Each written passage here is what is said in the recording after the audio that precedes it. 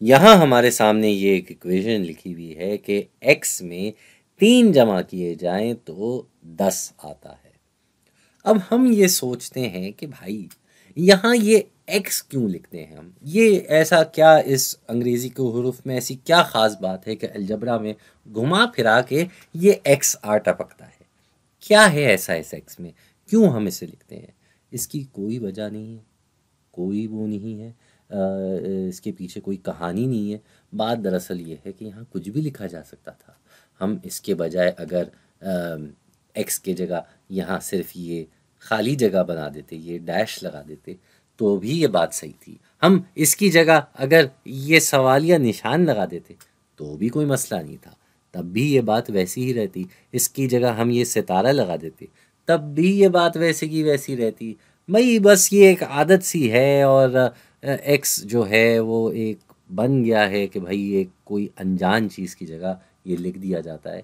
हो सकता है कहीं इक्वेशन में आप इसकी जगह कोई और अंग्रेज़ी का हरूफ लिख लें, आप इसकी जगह वाई लिख दें, आप इसकी जगह ए लिख दें, कुछ भी लिख सकते हैं, इसमें कोई फ़र्क नहीं पड़ता। बात सिर्फ ये है कि ये एक मेयारी तौर पे हम लिख देते हैं हमेशा एक्स, कि भाई ये एक अनजान चीज़ है, वरना आप चाहें तो इसकी जगह कुछ भी डाल सकते हैं।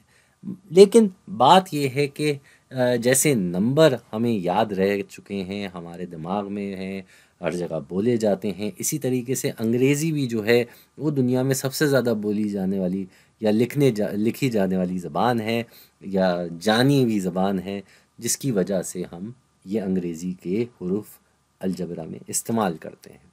और ये इस्तेमाल करना बहुत ज़रूरी है, क्योंकि इससे हमारे पास फ़ॉर्मूला नमूने लिखना बहुत आसान हो जाते हैं, समझना आसान हो जाते हैं। इसकी मैं आपको एक मिसाल बताता हूँ। वो मिसाल कुछ ऐसी है कि आप मुझे अगर 3 नंबर दें तो मैं उसके बदले आपको दूंगा 5 नंबर।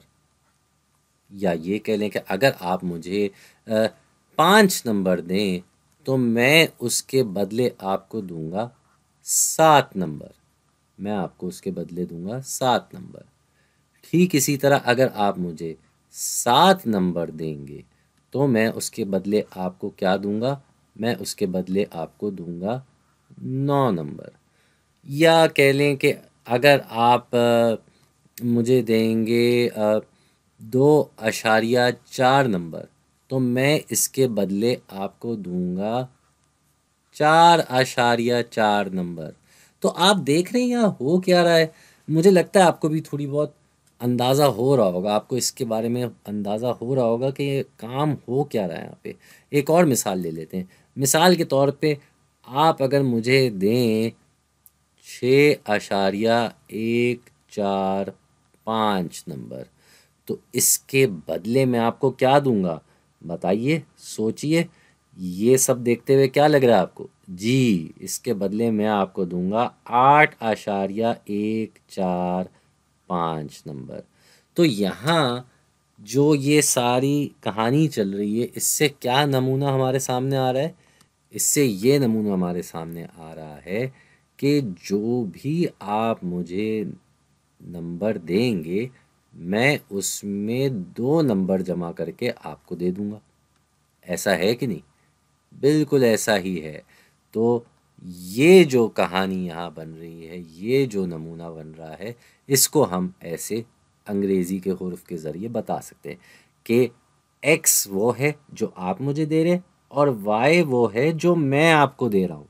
तो मैं आपको क्या दे रहा हूँ? उस एक्स में 2 जमा करके मैं आपको वापस दे रहा हूँ।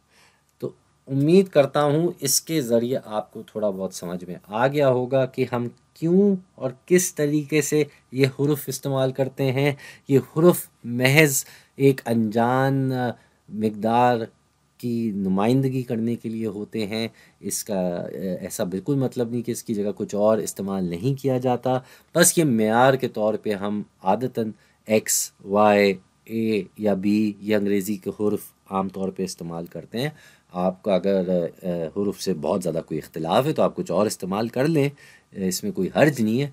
बस ये है कि आपके दिमाग में जो पीछे जो काम हो रहा है वो बिल्कुल क्लियर हो, इसका कॉन्सेप्ट इसके पीछे जो सोच है वो बिल्कुल सही हो।